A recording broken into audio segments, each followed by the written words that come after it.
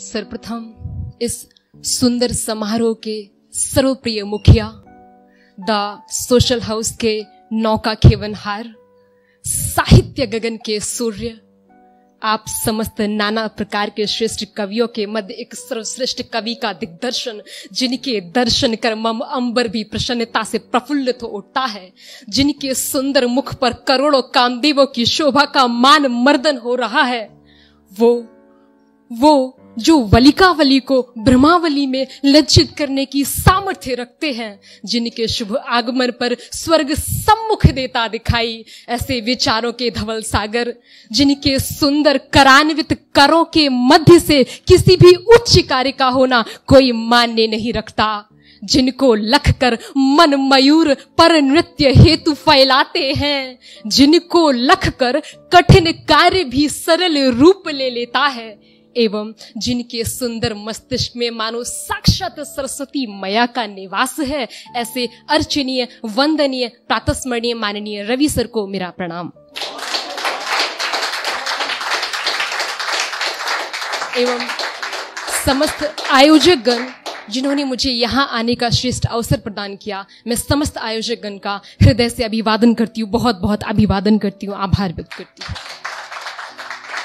इसी श्रृंखला में यहाँ पर उपस्थित समस्त साहित्य प्रेमी, समस्त कला प्रेमी जो पृथक पृथक स्थानों से यहाँ पर विराजमान है, मेरे लिए सौभाग्य का विषय है, जिनकी सुंदर वाणी में विनम्रता है, संस्कृति में सभ्यता है और काव्य में क्लिष्टता प्रदर्शित होती है, ऐसे समस्त साथियों को मेरा सम्मान प्राप्त हो।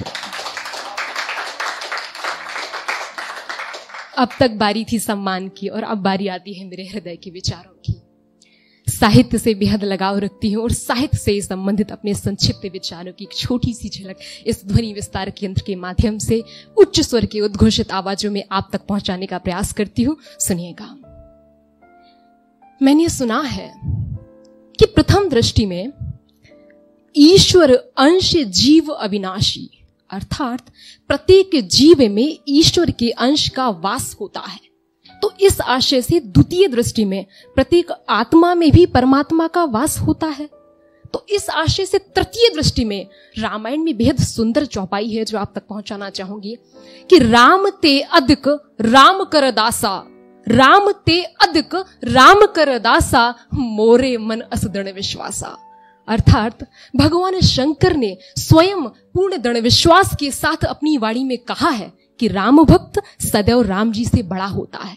तब इस आशय से चतुर्थ दृष्टि में ऐसे महापुरुष जो सक्षमता प्राप्त होने पर भी किसी भी बड़े अपराधी को सरलता से क्षमा कर देते हैं, उन्हें सहिष्णु, शमी, क्षमा करने वाला एवं पुरुषोत्तम कहा जाता है।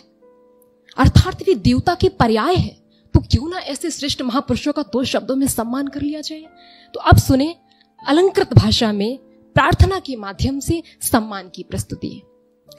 अनुप्रास अलंकार का प्रयोग करूंगी, यद्यपि आप सब बेहद ज्ञानवान लोग हैं, फिर भी बताना चाहूंगी कि अनुप्रास अलंकार वो होता है जिसमें एक ही अक्षर की आवृत्ति बार बार हो, उसे अनुप्रास अलंकार कहते हैं। मैं अनुप्रास अलंकार का प्रयोग करते हुए प्रार्थना की कुछ पंक्तियां आप तक पहुंचाने का प्रयास करती हूं। सुनिएगा।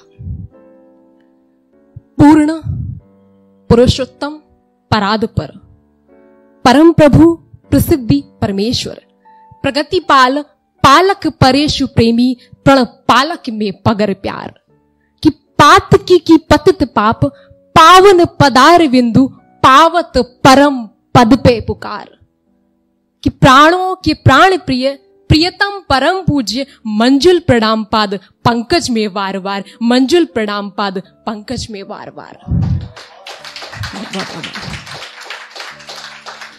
कृपया शब्दकोश पर विशेष रूप से ध्यान दीजिएगा। अगली पंक्तियां रखती हूं कि प्रबल प्रबल प्रतापी पूर्ण प्रतिमा प्रकाशयुक्त, प्रबल प्रतापी पूर्ण प्रतिमा प्रकाशयुक्त, पावन पवित्र प्रेम पीयूष पिया करें, पावन पवित्र प्रेम पीयूष पिया करें। गेह ज्ञानी गिरि गौरव गिरि होहु, गेह ज्ञानी गिरि गौरव गिरि होहु, गुरुता गहन गर्व से गुरु का लिया करें, गुरुता गहन गर्व से गुरु का लिया करें।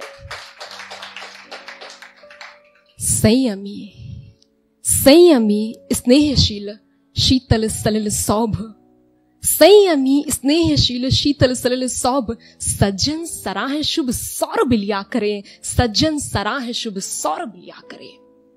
अंतिम पंक्ति आप तक पहुंचाने का प्रयास करती हूं कि दारिद दारिद दहन दीन बंधु दीनानाथ, दारिद दहन दीन बंधु दीनानाथ, वार वार वंदन पद पंकज लिया करें, वार वार वंदन पद पंकज लिया करें, वार वार वंदन पद पंकज। इन्हीं शब्दों के साथ अपनी वाणी को विराम देती हूँ और आप सबका मुझे सुनने के लिए हृदय से बहुत बहुत आभार व्यक्त करती हूँ।